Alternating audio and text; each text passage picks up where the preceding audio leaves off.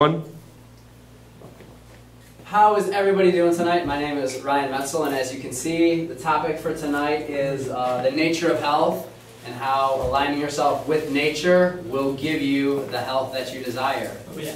So it really is that simple. The reason why I called it that is, as you will see, everything that comes from nature, as far as food goes and what you put into your body, if you do it in proper amounts, can give you abundance of health that you never even thought possible. And you'll notice that most of the things that are giving you the ill health effects that yourself or many people that you know have are from putting things that are not from nature into your body, such as chemicals and pharmaceuticals and stuff like that. So I really want to try to make it as simple as possible for everyone. And if you just go to your next meal and you look at what's on your plate and you look down and you see how close is this to nature, am I eating apples and oranges and bananas and pears and lettuce, or is this a Twinkie that was processed, or is this some piece of meat or some cooked thing that has just been obliterated with heat beyond belief, and now your body has to go through and process all the stuff that it's gone through. That's going to determine your level of health. So as you'll see, that's my basis of this lecture. And so, quick background on myself. So I went to one of the top high schools in the country, St. Ignatius. We were, while I was there, we won national championships in football, and I did football, basketball, and track. Went on to Emory University.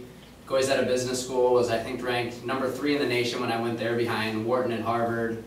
Most of my friends are now helping to ruin the world through the IMF and the World Bank and Goldman Sachs and all them. Not my real friends, the kids, actually a lot of the kids who weren't the smartest kids in class, strangely enough. It seems like the smarter kids went on and tried to form businesses for themselves and try to help everyone, but everyone's kind of has their own mission in life, I guess. So I did do finance, information technology, and philosophy, and then I went on to study at, I started doing a master's in kinesiology at UNLV, where halfway through I actually had an awesome opportunity. So I started a health food store called Pure Health.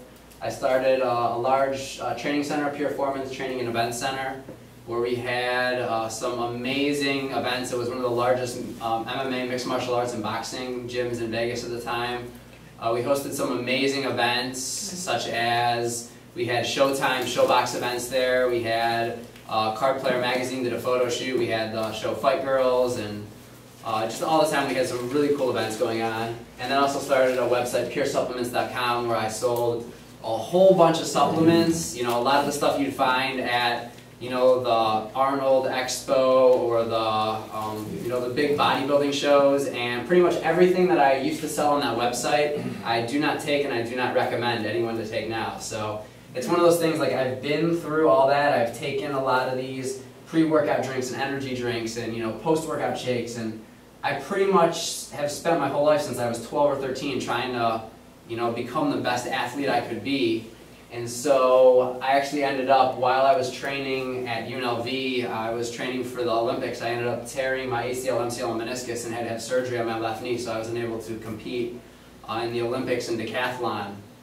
And that's kind of what eventually got me into, I started having a lot of fun in Vegas, and then I got a good opportunity in Florida where I was able to go down and work in Miami and in Boca Raton, working and training some of the best pro athletes in the world. So a lot of Drew Rosenhaus's guys at Perfect Competition, guys like Frank Gore, who's one of the best running backs, and we had Ocho Cinco was training there, and you could probably name off most of the top guys, and they were there training.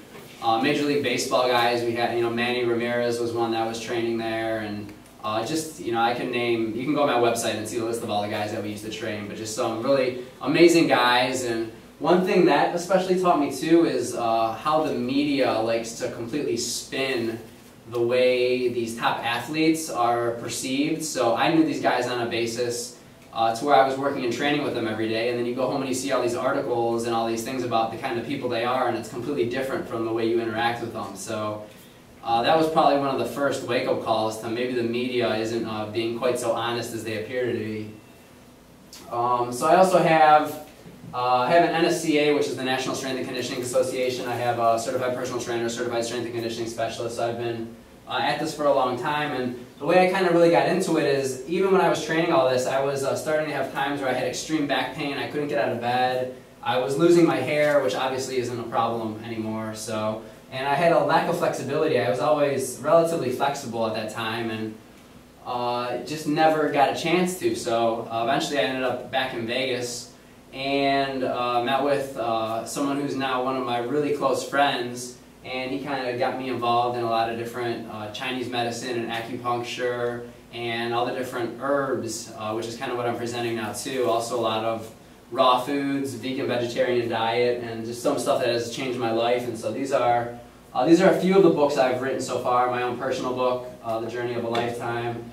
Mother and Daughter's Journey, pretty amazing. Ashley came in for an interview, and then her mother had 10 years of surgeries and pain medication, and her actual medical doctor died when she was writing this book from a drug overdose.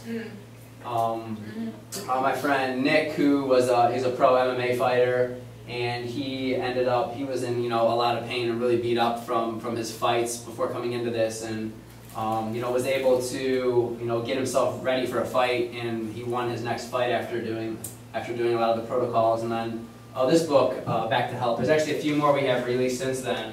This one here, Back to Health, by Celia, who strangely enough, a quick little note on her.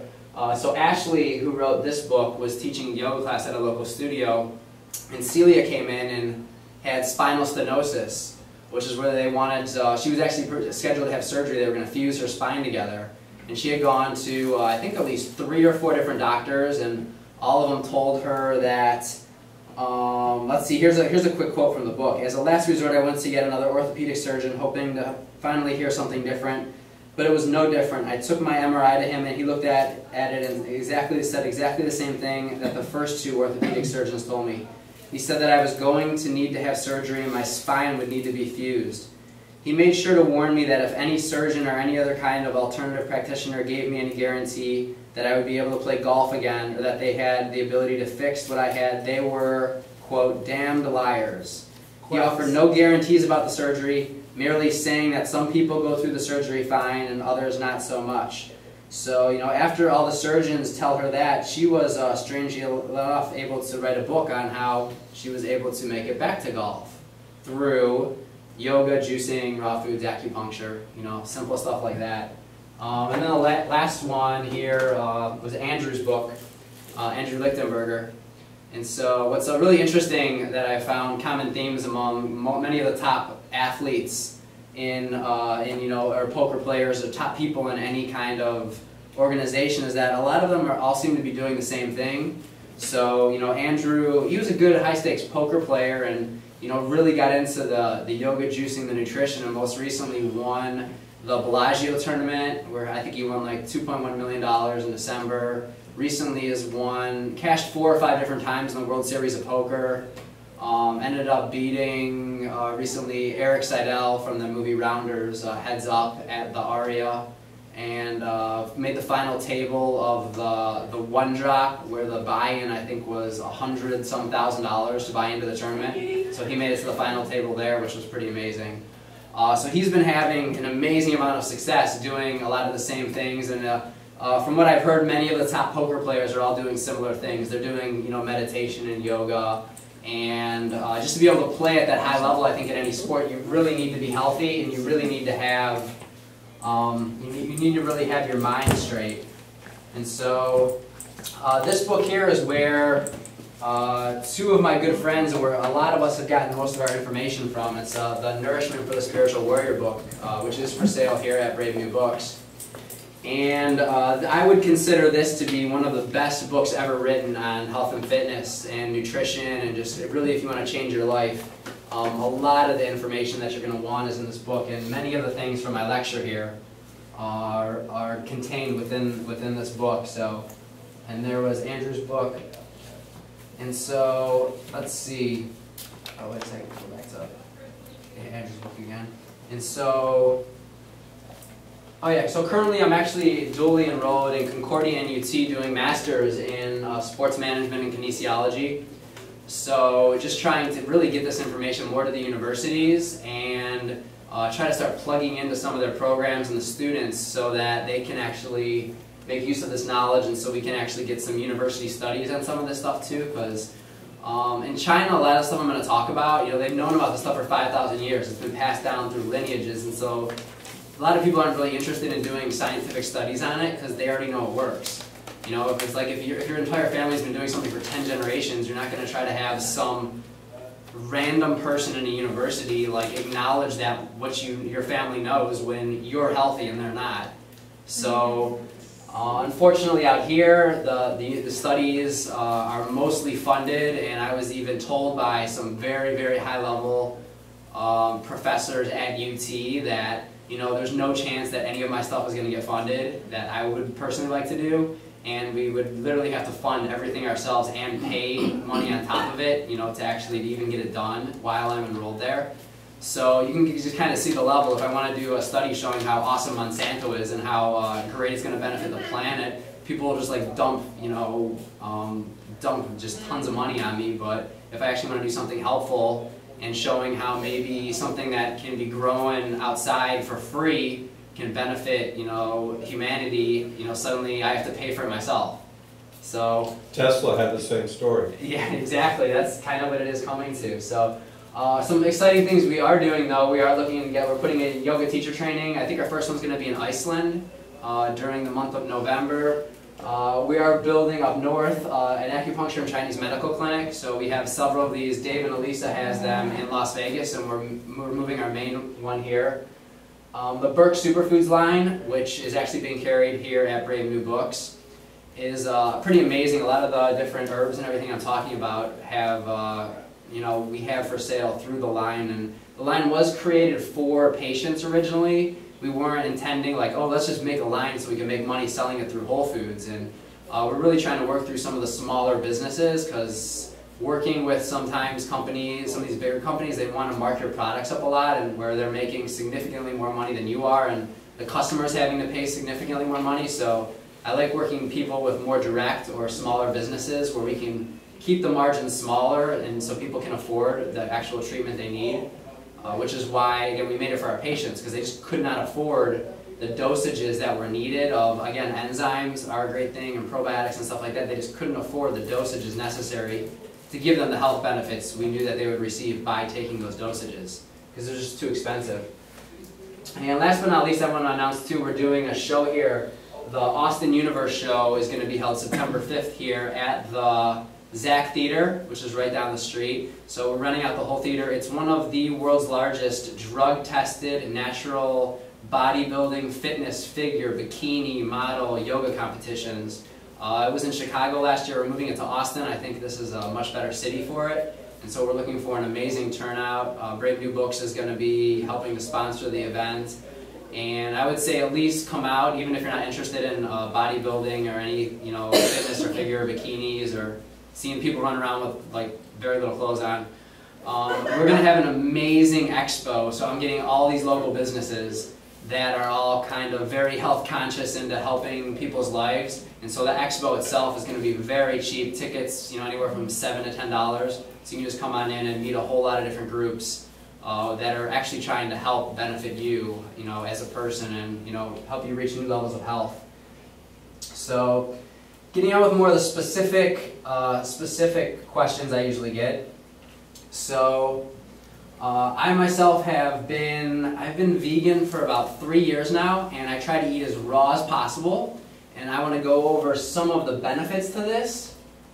And the idea of eating primarily vegan and vegetarian foods is that the foods, again, are closer to nature. So anytime you're eating foods that aren't raw or that aren't, plant-based, they're getting further away from nature. They're having to be processed, even if it's being processed by an animal. So if an animal is eating like grass or wheat or corn and all that, and then you kill the animal and you eat the animal, it's just adding an extra step in that process that your body has to actually go through in order to process the food. And that's what creates a lot of wear and tear on your body. So there's lots of people out there talking, of course, about the ethical reasons for not eating animals and the environments and everything, but for me personally, from my knowledge, if you want to be healthy, you really want to avoid putting as many animal products into your body as possible, because it creates so much stress and strain on your body to process all that extra step, I guess is what I would call it, in the thing. You're cutting out the middleman. Other great thing about vegan vegetarian foods, they have high dosages of nutrients, enzymes, probiotics, vitamins, minerals, just extremely high levels. You can't get higher levels than picking an apple directly from the tree and eating it. So again, as I like to recommend people eating organic food, actually the best thing you can do is find a local farmer that isn't using a bunch of pesticides and everything on their food, and eat that food. That's the best thing any one of us could do. We're in the process now of putting together our own farm, so we'll have our own food. And anytime you can find something like that, partnering up with someone, farmers markets is the best you can do for your body to get these high dosages of the nutrients, enzymes, probiotics, vitamins, and minerals, what your body really needs to survive. So, the next thing I want to go on to is the idea of raw foods. And raw foods, there's a difference of opinion. So anywhere between 105 to 120 degrees is where a lot of this stuff occurs. And it's where your vitamins, minerals, enzymes, and all your probiotics from these foods start to break down. So if you heat anything up too hot, or if you freeze anything too cold, again, you're either making it move really, really fast, the molecules, or you're really slowing it down to a stop, and it's destroying what your body actually needs. So the idea of raw foods is that you're keeping these intact as much as possible so that your body can process them as quickly as possible and you can utilize them. That's what Cro-Magnon Man did. What's that? That's what Cro-Magnon Man did. back in the day, right? They weren't eating Twinkies and Ho-Hos, were they? And especially enzymes. A lot of people before my lecture here were discussing enzymes. I am a huge fan of enzymes. And as we got into it, a lot of what's great about all the vegan vegetarian foods, the fruits, the vegetables, they contain their own enzymes in which to process them. So if you eat the pineapple or the papaya or the apple, the pear, those enzymes that your body needs to break them down already exist. If you start eating other things that are outside, that are maybe made in a laboratory, your body has only so many enzymes when you're born that it can utilize. If you don't supplement with more enzymes and those run out, your body can't break that food down, and eventually it starts getting stuck in your body.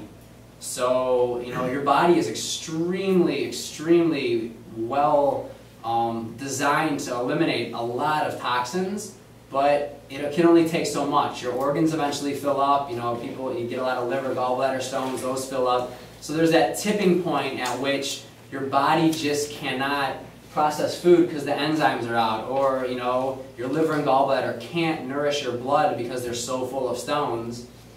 And the idea of eating the raw foods, the juicing, the vegan vegetarian foods is that it allows your body just for once to rest and relax and to not have to go outside of what it's normally meant to design to do to process these food.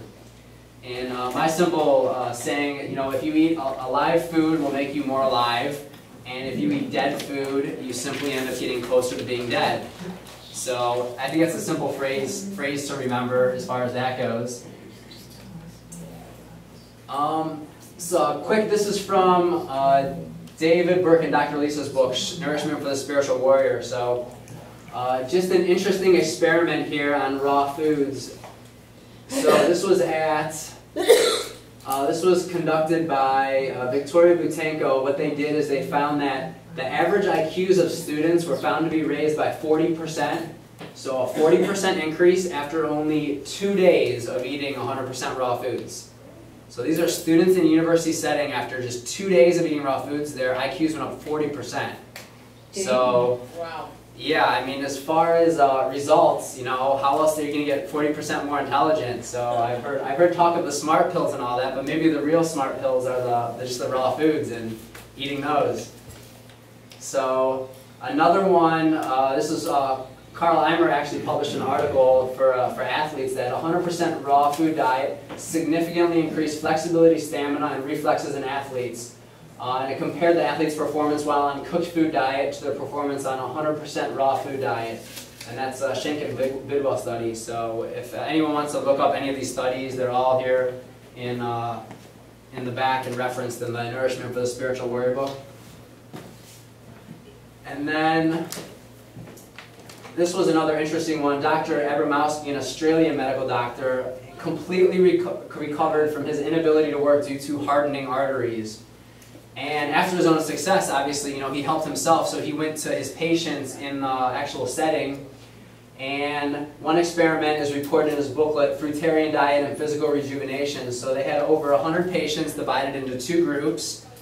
And one group was given 3 pounds of fresh fruit to eat per day and taken off of all drugs. And the other group was just put on standard hospital food and regular therapy.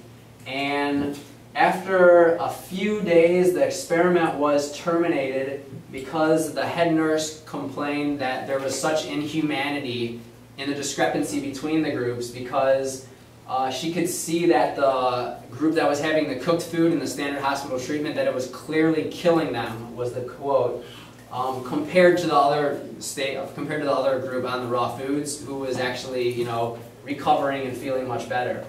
So just a few studies out there, just I guess on how quickly, we're talking a couple of days, a lot of these. And so, if you want to do an experiment, there's all these different supplements, nutrition, everything out there. Try doing, a raw food diet for 2 or 3 days and see if it works for you. I mean, maybe you'll wake up and you'll be 40% smarter. Yes? Quick question? Yeah, just one. Do you have menus and things in your books, like Absolutely. preferred, raw, breakfast, lunch, dinner, Absolutely. snack? There are more meals in here than I've ever even eaten. I mean, there's probably, I don't even know how many. But you tried all of them. You can. We have made quite a few of them over time, different potlucks we have. They've all been absolutely delicious. They're pretty simple, and yeah, I can go over some of these here actually in a little bit. I'll go over some of the juicing. But what's really cool about, especially... But it's all raw, right? All raw. All raw, no cooking. Everything is raw and vegan, the menus in here. And what I've noticed, I was kind of worried about that in the beginning too. So far I've been able to mimic any taste and flavor that I've enjoyed when I was not eating raw vegan food through raw vegan food. And actually my favorite place that I've ever eaten in my entire life, I'm talking like almost every 5-star restaurant in Vegas when I was there, the best restaurants in Miami, all over the world, this place called Al-Luck, A-U and then L-A-C. It's in California. And the chef, I think last time we were there, he had taken a vow of silence for like 7 years and had put together the most amazing raw vegan foods I've ever had in my entire life. We go there, we order dessert first, we order everything on the menu.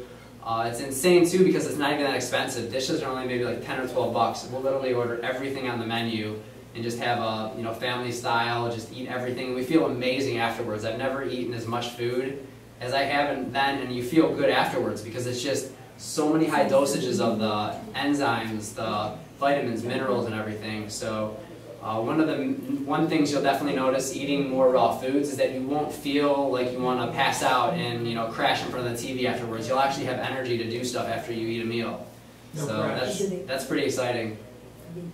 So with the raw diet, are there dry foods or dehydrated like crackers? You can, things yeah. Like they usually say between 105 degrees to 120 degrees is where you start losing it. So I have a dehydrator at home. You can dehydrate almost anything, and especially here in Austin, Texas, I can't believe, I feel so great since I've been here.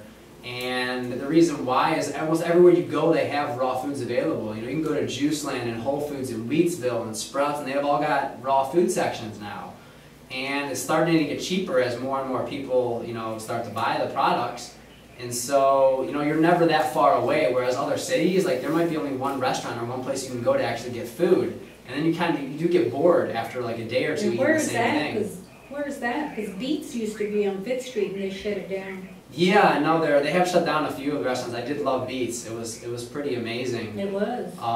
But just raw food sections where you can actually go get or juices or smoothies or any of that. It's just going to give you so much nutrition. Juicelands are everywhere. There's yeah, there's all. I was at Juiceland right before here. Barton Springs is like 5 minutes away. So, you know, at the end of the day, I still think people should really, you know, get your own food as close to the farm as you can. Make stuff yourself is going to obviously be cheaper. That's not obviously always possible with people's lifestyles and their time. But what's great here in Austin is that if you are trying to stick closer to a diet, you're never going to be too far away where like you're going to go hungry and have to eat something that's really outside of what you're trying to achieve the levels of health that you want. So let's see. Oh, this is a very interesting one too. So I know a lot of people, the big difference again between vegan and vegetarian is people eating like milk and cheese. And nowadays there's so many amazing alternatives for you know, vegans to be able to eat, you know, different types of almond milk and hemp milk and all this different kinds of cheese. They have the dye and all this stuff. So I just want to read one main reason why you probably don't want to eat any of the milk that's out there, especially never put any milk or cheese in your body that's pasteurized. So this is an article entitled "The Effect of Heat Treatment on the Nutritive Value of Milk for the Young Calf." And so this is the effect of ultra-high temperature treatment and pasteurization. So what they did, this was published in the British Medical Journal. So what ended up happening here is they took the mama calf, right? And they took the milk that normally the babies get, and they just took the exact same milk from the mama cow, and all they did was they pasteurized it. The same thing that is legally has to be done for every type of milk and cheese that anyone here in the room goes out and buys, unless you specifically buy raw milk, which is illegal in a lot of places, and they have some raw milk cheeses. But if you're having any type of milk or dairy or cheese product, it has to be pasteurized. After pasteurizing the same mother's milk from the mama cow, they gave it back to their calf, the little calves, you know, the exact same milk they would normally get, they just pasteurized it. 9 out of 10 died before reaching maturity. 9 out of 10 died. That's what they're doing. And this is stuff that people are putting into their bodies every single day through pasteurization. So again, if for whatever reason you still think you need, you know, the milk and cheese and you don't want the alternatives, you really have to go with raw milk, or you're just gonna hop in line with 9 out of 10 calves. And there's black markets. No, yeah, you can get it in animal feed stores because it's legal to feed animals. yeah. That's the skirt along the way. It's like a Callahan's and buy raw milk. Yes, but the people do it to consume it instead that, you know, they're supposed to be buying it for their pets. You buy it for your pets. Yes. But there's a clubs you can join. Oh, yeah. Oh, yeah. But I would suggest, again, try some of the milk alternatives, the almond milks, the hemp milks. You can even make your own that are just absolutely amazing. And there's some of the recipes in here. If you want to make any kind of milk, if you're just trying to get that flavor, you can make it on your own. And it's going to have so many more nutrients in it than the stuff you buy in the store. So, you know, you'll be definitely helping the animals as far as that goes, and you'll also be helping yourself. So it's kind of a double bonus there. So. Some other questions that I got, I have here are some really quick juice recipes. We got a bunch in the book, and what I like to tell people is if you take nothing away from my lecture after this, you want to go home and start juicing. Juicing is probably one of the best things you can possibly do for your body. And to start off, the first question usually people tell me about juicing is, oh, what about all the sugar? And my first precept is you want to do a lot of cucumber and celery. I usually like to recommend, if you're going to start off, do about 50% cucumber, so whatever size you're going to make. Do half of it cucumber, a quarter celery, and then a quarter whatever taste and flavor you like. You know, if you want to blend it up and put in bananas and mangoes there, if you want to do some of these recipes, these are my favorites. So in the morning especially, a cucumber, celery, carrot, apple, ginger. Tastes pretty amazing. The apple, pear, cilantro, and parsley is pretty great. I used to have that in, you know, in the afternoon sometimes. In the evening, cucumber, celery, lettuce, beet, and fennel works pretty amazing. And again, all of these will get different tastes. You just have to experiment a little bit. Find something you enjoy to drink and drink it. What's so great about the cucumber and celery is they're very alkaline. And also, it's all it really is basically it's vitamins, minerals, nutrients, and distilled water. That's all fruits and vegetables for the most part. All the fruits have more sugar. What's that? What about coconut water? Coconut water is very good too, especially for rehydration. You just have to watch again. That has a lot of sugar, so every person is definitely an individual. I'm not a doctor, but having spent about 3 years working with David and Dr. Elisa in the clinic, I've noticed that people tend to overdo sugar, especially in the Western diet You here. need fiber Fiber? Yeah, no, fiber is great. to slow down sugar absorption. You need So you need fiber with it, two yeah. different kinds of fiber. What do they call?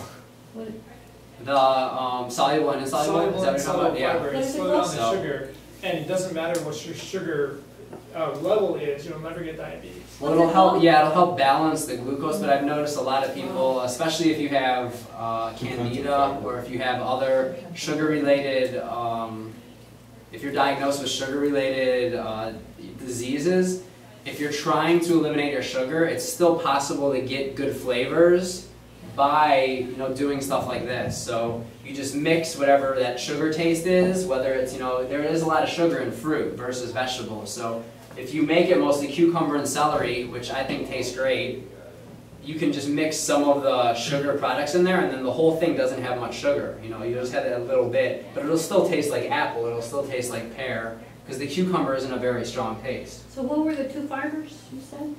Oh, there's fiber in all fruits. Yeah, Soluble? soluble and insoluble are the two fibers. So Yeah, you probably should get both if you're trying to avoid diabetes. That's all I'm saying. What if you already have diabetes? Then reverse it. I can tell you how. Nice. Oh, yeah. Go ahead. So the next part. Everyone, of course, loves chocolate. I personally absolutely love chocolate. So this is one of my favorite chocolate recipes here. This is a raw, organic, vegan chocolate bar. And so, Dark chocolate. yes, very dark chocolate. But taste, this is some of the best chocolate I've ever had in my life. So a simple recipe you can use: 2 cups of raw cacao powder. And we have a pretty affordable version through the Burke Superfoods line. 1 cup of coconut oil, which has so many health benefits. You could do an entire lecture just on the benefits of coconut oil. And so I actually get some coconut oil into my body almost every day through eating the raw chocolate bars. And then you can do a 1/2 cup of either Lohan extract, which we have, or the stevia extract. I personally think the Lohan tastes a little better in the raw chocolate bars, and I like the stevia a little bit more in the drinks. And both of them, Lohan and stevia, are considered, they're like no sugar, sugar alternatives. So they're extremely sweet, but they don't contain any sugar. So they're not going to affect your blood glucose levels, but they're still able to produce foods and recipes that have a really sweet taste if you want a sweet taste, which for chocolate, you can have a really, really high level of a really dark cacao level of the chocolate, but a lot of people like that sweet flavor. The problem is if you go to any of these stores now and you look at the chocolate bars, they're loaded with sugar. I can't believe sometimes there's 30, 50, 80 grams of sugar in this little chocolate bar. And a lot of times it's cane sugar, a lot of times it's agave, or just really bad white sugar. And so these are just 2 really good alternatives to that. And the Himalayan salt, again, just adds a little bit more taste with the chocolate. So, good questions? I just want to say things. Yeah. Stevia, I don't know about Lohan, but stevia has no glycemic index. There's really no sugar in there. Yeah, both of those. Lohan's exactly the same. It's a relatively new run. It's from the monk fruit, is what it is. So if you hear Lohan or monk fruit, if you start looking at ingredients, it's funny, I started noticing companies starting to put this in.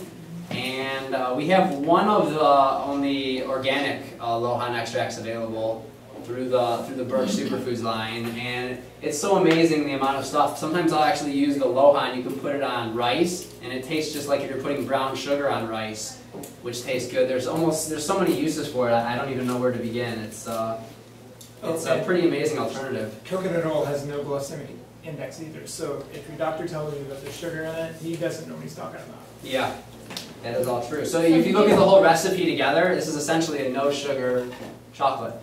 So you buy the raw coconut oil, doesn't have no sugar? I mean, the raw coconut water, Pretty much any coconut oil. But or water. Yeah. yeah. I like the ultra. They're gonna add sugar to that. Sometimes they don't. The coconut water, does that have sugar in it?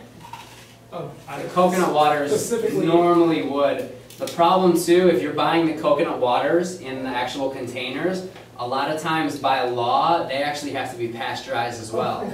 And they don't tell people that. They used to have to actually put it on the bottles, and I was into this as this happened, and I think what ended up happening, you can double check your research on this, but I think they passed a law stating that we're just going to assume now that everybody knows that it's all pasteurized, so we're just going to remove it from the bottle. because I used to see ones where it said like, oh, this is, you know, pasteurized on there, and then suddenly they all started disappearing, and we looked it up. And so what I was told is that it all has to be pasteurized, and unfortunately all the coconuts too that are imported have to be sprayed in order to actually get them here to cross, you know, through customs and all that. So Spray with what? just pesticides. Oh, I mean, luckily it's on the outside. The Yeah. coconut water's on the inside. Insecticide. Yeah. But just import-export laws, you know, because you know they care so much about us, right? Yeah. Trying to kill us. You did. So we are trying to work. I have a good friend in India who's got lots and lots of coconuts. So we're trying to see if there's a way we can get the coconuts here without them getting sprayed, and we'll see how that goes. As soon as I get some, I'll let you know, and then we can all have. How can you go through that if by law they have to be sprayed? Well, remember, if you pay people enough money, the laws suddenly change, right? Isn't that going worse? So. Like I said, I don't know. That's not my area of expertise. I'll just be the one to tell you, like, hey, we now have coconuts here, and if anyone's interested, they'll be available at our medical center, and you guys can come by, and we can all have umbrellas and our coconuts. And Nice. quick question, sure. Yeah, quick, go ahead, your medical center, where's it at? We're going to be building a medical center up north, so we have the property and everything now. We're waiting on a permit, so you know, waiting for the government to take their time to allow us to help and heal people. They're not gonna like that. My question is when you pasteurize stuff, that's killing all the minerals and vitamins that you actually need, right? Absolutely, 100%. Even if you're buying some stuff like it says pomegranate or whatever. And it's pasteurized? It's all pasteurized, that means all those vitamins, minerals are not really in it. Absolutely. One form of pasteurization, essentially what they do is they use hexane, which is jet fuel. So they mix whatever it is, they put hexane in it, they light jet fuel on fire, mixed with whatever you're consuming, and that's supposed to be good for you, right? Because it kills all the really bad microbes, which, you know, may eventually get you. Which may or may not be there, but at the same time, you're just destroying everything that your body needs. So I pretty much as I can, I don't put anything that's pasteurized into my body. Yeah, well, everything's pasteurized, I mean. So like pom-pom juice would be pasteurized? You'd have to look at each individual one. If it says like 100% pure pomegranate, it might not be. If it's like one of these ones with these juice concentrates where they, you know, throw in a bunch of other stuff, you really have to look at every individual product. That's why it's so hard to trust so many of these companies. You have to find do your research on a couple good companies, find products you like, and just stick to those. I like the kombuchas. The kombuchas obviously aren't pasteurized. You gotta study food additives.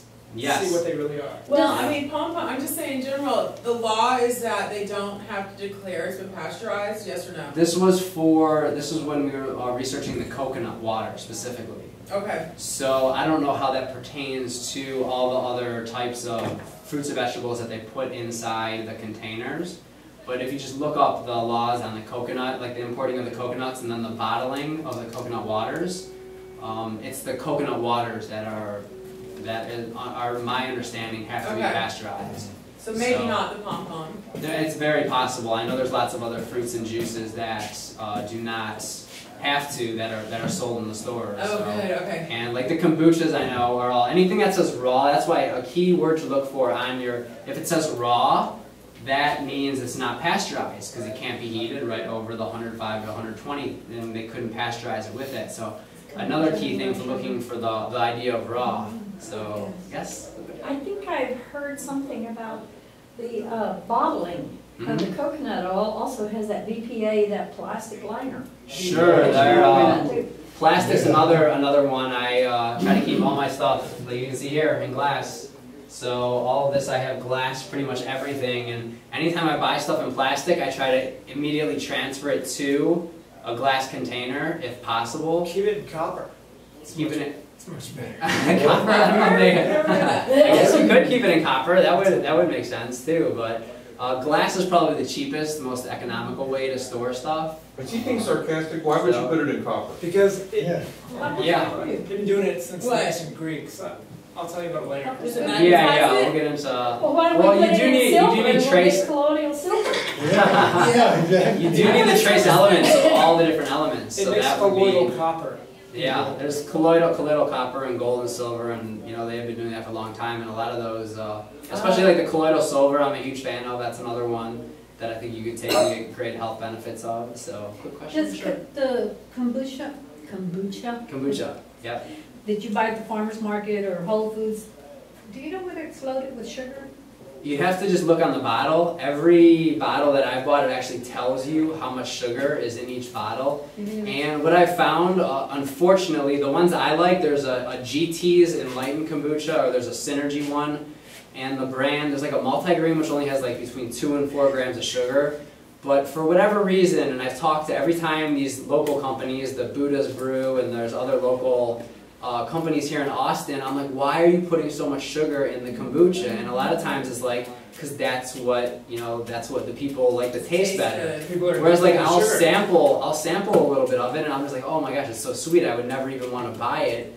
So, you know, they're just kind of catering to that, the sugar addicted market, which our country has been, you know, which our country kind of is right now. So if everyone just tells them, look, I'm not buying your product, and you just go around saying, hey, we need lower sugar kombucha.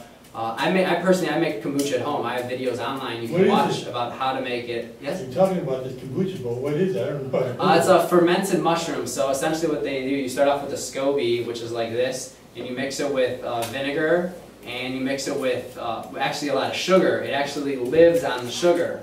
But what it does is it ferments, and it forms a ton of probiotics and enzymes in the final batch. And it takes usually a couple weeks to actually completely finish. And when it's done, it has eaten up all the sugar, so there's really no sugar left. So if you're buying kombucha with a lot of sugar in it, they're adding that sugar back afterwards. Like soda water. It's like a form of wine, like a Sprite like a wine. Yeah. Or it tastes like apple cider vinegar, but it has like a Sprite in it. Like and you can make any taste you want out of it. They mix lots of different fruits and juices. So it kind of tastes like Fanta, but like a little bit of apple cider vinegar. There's like a little bit, but it's probiotics. So since it's a fermented food, it builds up your enzymes. So a lot more into it. And some people are using a lot of sugar for the fermentation, and we're kind of like, what? It's My sugar would. Yeah. So ideally, you want a lower sugar kombucha because you want the benefits of the enzymes and probiotics, but you don't want to be putting all that sugar in your body. So to answer your question specifically, just look on the label. It'll tell you, all you do is it'll show you how many grams of sugar. It'll be like 2, 5, 10. Multiply that times the number of servings. Because sometimes they trick you and it's like this size bottle, but they're like, oh, this is 4 servings. And you're like, well, you're just going to go drink the whole bottle, right? So if there's 10 grams of sugar and there's 4 servings, there's 40 grams of sugar in this little bottle. I buy it at the farmer's market, but I quit buying it because my sugar level was just... Exactly. And a lot of times you just have to tell them, again, the only way to get any of this to change is you have to, you know, vote with your dollar. So only buy foods that are going to benefit you health-wise, and then they'll stop selling us. That's why you see McDonald's in so much trouble now, and all these other big national chains that have been around for so long that people understand now that maybe they're not actually serving food, maybe they're serving food-like products which people, you know, are somehow able to eat and survive for a certain period of time. But if everyone stops going to McDonald's, like if everyone in the country right now stops going to McDonald's tomorrow, how long are you going to stay in business for? A couple days, a week? I mean, they're going to be done. No one's going to be able to stay open like that. They're going to start selling vegetables. Yeah, that's what, well, they've tried that, but unfortunately I think their brand is so tarnished now. I mean, I don't think I'd ever trust McDonald's with, I mean, they could have their farm right there and give it to me, and I don't think I could ever trust what they've done to everyone. I mean, how can a company like that, I mean, how can you work for a company... Like McEvil or something? Oh, completely, yeah. I mean, you know, a lot of the actual employees... The clown is scary. The employees are a lot of times, you know, you hear they're just trying to make a paycheck, which is true, but some of the higher level people that are working there, I mean, you can't tell me that they don't know what they're doing to people. Of course they do. I've heard stories that they have weird paintings lining the walls, and it is just children being tortured and stuff. Oh my gosh. Yeah, they're really on. They've signed up with people. That starts. That all makes sense now. Yeah. Human meat in McDonald's food, that's all over the internet. Oh, geez. Yeah, since 2011, it's been I'm not kidding. Look it up. Soylent So Green. it's not Soylent Green's people, it's McDonald's people.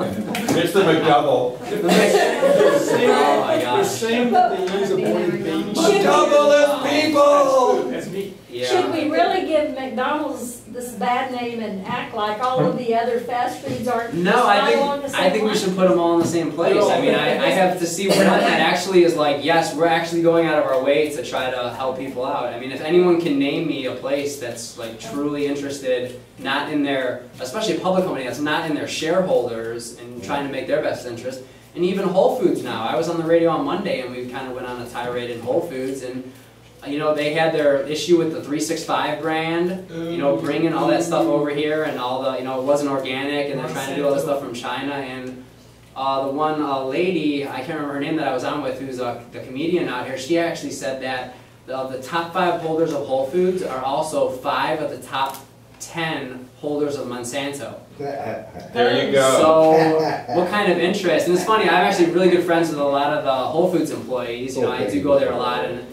you know, if you can get a lot of the 365? 365 brand, this was years ago, if you kind of look up from their having issues, I think, from China with it not being organic and having high levels of some of the metals and everything in there. But even the Whole Foods employees are like, you know, they're putting these ideas, like, why did you get rid of the raw bar?